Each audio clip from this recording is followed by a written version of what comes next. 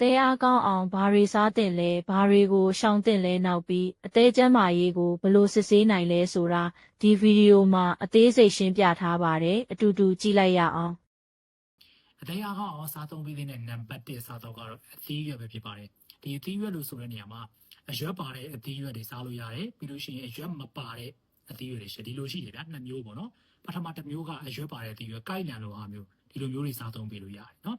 ဒါကအရွက်ပါတယ်ဗျာအရွက်မပါတဲ့နေရာမှာဆိုလို့ရှိရင်ကျွန်တော် broccoli ပေါ့ပန်းပွင့်စိမ်းဒါမျိုးတွေစားပြီးလို့ရတယ်ပြီးလို့ရှိရင် cauliflower ဆိုတာကတော့ပန်းပွင့်ဖြူပေါ့နော်ပန်းပွင့်ဖြူပန်းပွင့်စိမ်းစားလို့ရတယ်ပြီးလို့ရှိရင်ကိုက်လန်စားပြီးလို့ရတယ်spinach ဆိုတာကဒီဟင်းနုတွေပေါ့နော်ဒီလိုမျိုးအရွက်ပါတဲ့ဟာစားလို့ရတယ်အရွက်မပါတဲ့ဟာစားလို့ရတယ်ဆိုတော့ကိုကြိုက်တာရွေးပြီးစားပေါ့နော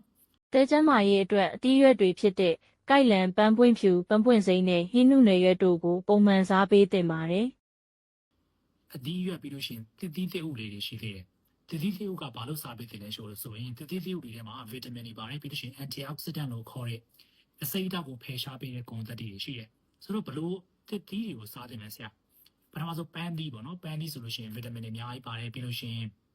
carrot ပေါ့ carrot ဆိုမုံလာအုပ်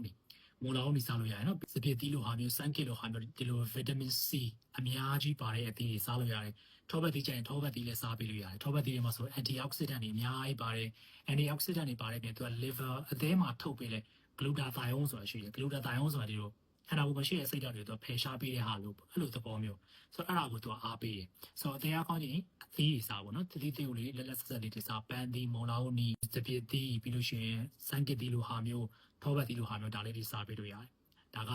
ဟင်းသီးဟင်းရွက်နဲ့တည်တည်သစ်သီးသစ်ဥတွေဖြစ်တဲ့ပန်းသီးမုံလာဥနီစပစ်သီးနဲ့ထောပတ်သီးလိုသစ်သီးတွေကလည်းအသေးကျန်းမာရေးအတွက်အထောက်အကူပြုပါတယ်ပြီးလို့ရှိရင်အသားစားပြီးလို့ရတယ်အသားကအထူးသဖြင့်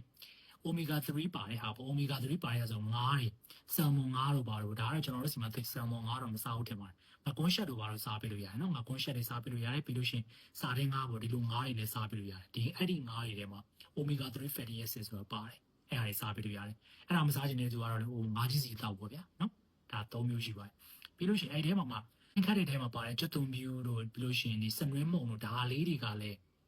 ဒီအသေးချက်မှရေကိုထောက်ကိုပေးတယ်ကျွတ်တုံပြူထဲမှာဆိုလို့ရှိရင် sulfur ပါတယ်အဲ့ sulfur ကဒီအစိတ်ဓာတ်တွေကိုဖယ်ရှားပေးတယ်စနွေးထဲမှာဆိုလို့ရှိရင် curcumin လို့ခေါ်တော့ပေါ့အဲ့ဒီတက်က anti inflammatory ဆိုတာရောင်ရမ်းတာကိုကြာစေတယ်ဆိုတော့အကြောင်းကြောင့်အရက်တောက်များလို့ပဲဖြစ်ဖြစ်ဘာလို့ပဲဖြစ်ဖြစ်အသေးမှာရောင်နေတယ်ဆိုလို့ရှိရင်အဲ့လိုမျိုးစနွေးစားပေးတာမျိုးအရောင်ကျစေတဲ့အစားအသောက်တွေစားပေးမယ်ဆိုလို့ရှိရင်ရောင်ရမ်းတာကိုသက်သာစေတယ်အိုမီဂါ3ပါဝင်တဲ့ငါးတွေဖြစ်တဲ့ငါးကွင်းရှက်စာတဲငါးလိုငါးတွေကိုစားပေးတာလည်းကောင်းပါတယ်ငါးမစားနိုင်တဲ့သူတွေကတော့ငါးကြီးစီကိုဆရာဝန်နဲ့တိုင်ပင်ပြီးတောက်သုံးနိုင်ပါတယ်ဒါအပြင်ကြက်သွန်ဖြူနဲ့နွေးတို့ကလည်းအသေးကျန်းမာရေးကိုအထောက်အကူပြုနိုင်တဲ့အစားအစာတွေထဲမှာပါဝင်ပါတယ်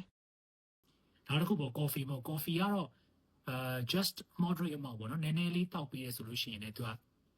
အသေးရောင်ရမ်းတာကိုသက်သာစေတယ်အသေးမှာရှိတဲ့စိတ်ဓာတ်တွေကိုဖယ်ရှားပေးရလို့ဆိုတယ်ဒါက coffee industry ပေါ့ coffee စီးပွားရေးကအရန်ကိုကမ္ဘာပေါ်မှာကြီးဆိုတော့သူနဲ့ပတ်သက်တဲ့သူတေသနာတွေမှာတော့နည်းနည်းလေး bias လေးတွေရှိတတ်တာပေါ့လေနော်ဒါကတောက်ချင်တော့မတောက်ချင်နေပေါ့နော်ဒါက bonus tip အနေနဲ့ထည့်ပေးတာဆိုတော့ဒါကစားပသုံးပေးတဲ့အစားအသောက်တွေကော်ဖီကလည်းအသေးကိုအထောက်အကူပြုပါတယ်ကော်ဖီတောက်မယ်ဆိုရင်တော့ကော်ဖီမှုတ်စစ်ကိုပဲတောက်သုံးသင့်ပါတယ်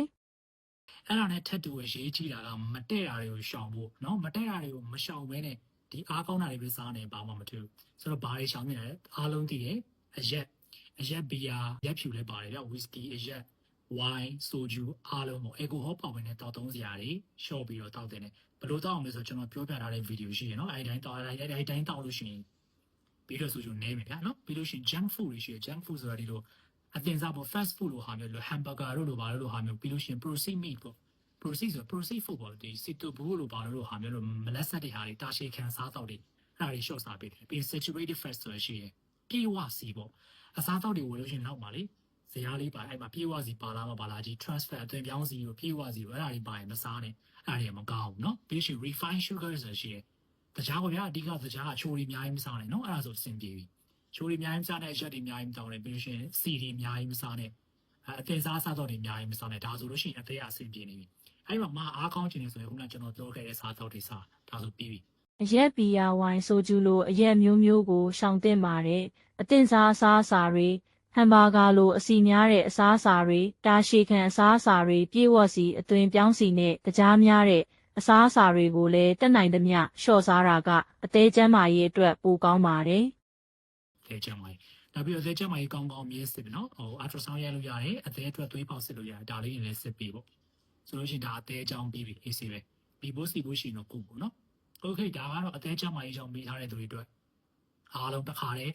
စားရမယ့်ဟာတွေရှောင်ရမယ့်ဟာတွေစစ်ဆေးရမယ့်အကြောင်းတွေတစ်ခါတည်းပြောပြပေးခဲ့တာပဲဖြစ်ပါတယ်။သေးကျန်းမာရေးကိုစစ်ဆေးခြင်းနဲ့ဆိုရင်တော့သွေးစစ်ဆေးတာနဲ့အသေးအာထရာဆောင်းရိုက်တာတို့ကိုပြုလုပ်နိုင်ပါတယ်။ကိုကျန်းမာရေးအခြေအနေပေါ်မူတည်ပြီးဘလို့စစ်ဆေးမှုလိုအပ်တယ်ဆိုတာကိုတော့ဆရာဝန်နဲ့တိုင်ပင်ပြီးဆုံးဖြတ်တာကအကောင်းဆုံးဖြစ်ပါတယ်။ဒီဗီဒီယိုလေးကအသုံးဝင်နေဆိုရင် like follow လုပ်ဖို့မမေ့ပါနဲ့နော်။သိထားတဲ့သူတွေရှိရင် share ပေးခဲ့ပါအောင်နောက်ထပ်ကျန်းမာရေးဗဟုသုတတွေကိုဆက်လက်မျှဝေပေးသွားပါမယ်။